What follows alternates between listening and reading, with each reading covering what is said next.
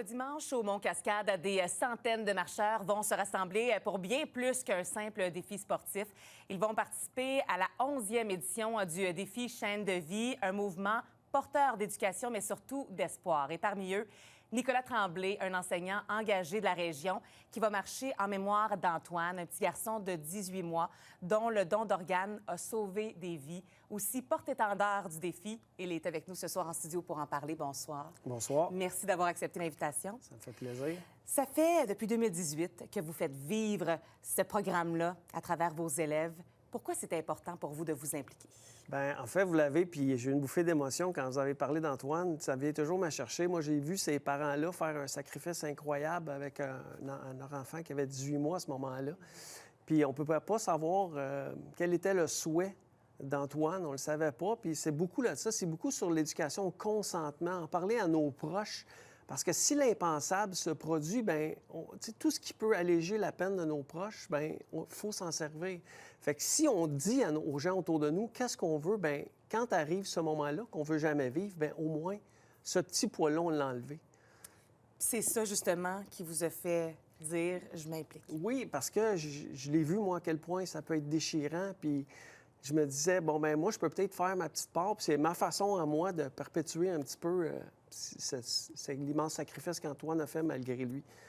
Comment c'est accueilli par rapport à vos élèves? Vous êtes professeur à Hormidas-Gamelin. Comment on interagit avec cette cause-là? Bien, en fait, les élèves, ils aiment ça. C'est le monde, c'est le bonbon de mon année. Puis les élèves sont ouverts. Quand on leur donne la chance, ils sont contents de parler de ça. Puis, dans le fond, ils deviennent des maillons, ça s'appelle chaîne de vie. Ils deviennent des maillons de ça, en parlant à leurs parents, le consentement, des choses comme ça. Puis j'articule aussi beaucoup autour du fait que comment une tragédie peut devenir un miracle. Puis ça, ils le comprennent. Puis on parle de leur santé, on parle de comment ils peuvent prendre soin d'eux. Ça, c'est toutes des choses que... Puis surtout, on leur apprend à faire des choix éclairés. C'est ça le but de chaîne de vie. Tu peux, à la fin de tout ça, me dire, moi, ça ne m'intéresse pas, mais tu vas savoir exactement pourquoi.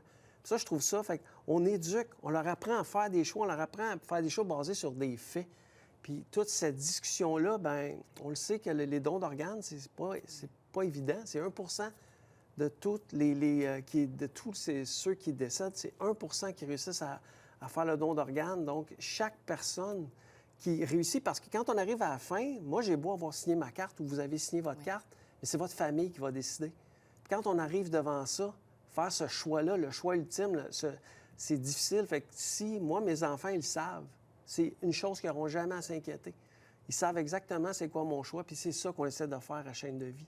On essaie que les gens parlent, démystifier un peu c'est quoi le don d'organes. Est-ce que vous avez l'impression qu'on a fait du chemin au fil des années, que c'est de plus en plus connu, moins tabou? Moi, mes élèves, parce que Buckingham, c'est petit, puis je le sais par des parents qui me disent, bon, mon enfant m'en a parlé, puis que j'ai eu dans ma classe, mon enfant m'a parlé. Fait que oui, on avance tranquillement. Puis c'est un super beau programme. S'il y a d'autres profs d'anglais en Ottawa, on n'est pas beaucoup. C'est d'autres profs d'anglais qui veulent ce programme-là. Ils peuvent me contacter, ça va me faire plaisir. C'est un beau programme. Puis les élèves, ils aiment ça. C'est un lien incroyable qu'on peut tisser parce qu'on leur parle de leur réalité. C'est plus abstrait. Ça, les élèves, ils aiment ça. Vous sentez que vous faites une différence et vous allez le faire d'ailleurs ce dimanche. Beau temps, mauvais temps, hein? Oui. En fonction de Dame Nature, les caprices de Dame Nature. Alors, qu'est-ce qu'on fait justement pour cet événement-là? C'est du côté de Mont-Cascade. Oui. Alors, vous invitez les gens à participer. Oui, on invite les gens à participer. Ils peuvent aussi faire un don si jamais ils ne peuvent pas être là. Fait qu'on se rejoint tous au Mont-Cascade. On leur parle un peu, on leur présente le projet. Puis après ça, on monte tous ensemble. On prend une superbe photo en haut du Mont-Cascade. On va avoir des prix de présence. Il va y avoir des collations sur place. Fait qu'on essaie de rendre ça festif parce que ce qu'on fait, c'est sauver des vies. Puis ça, il faut que ça soit positif. Monsieur Tremblay, très inspirant. Merci beaucoup pour votre participation à l'émission et bonne marche dimanche. C'est moi qui vous remercie. Bonne fin de journée.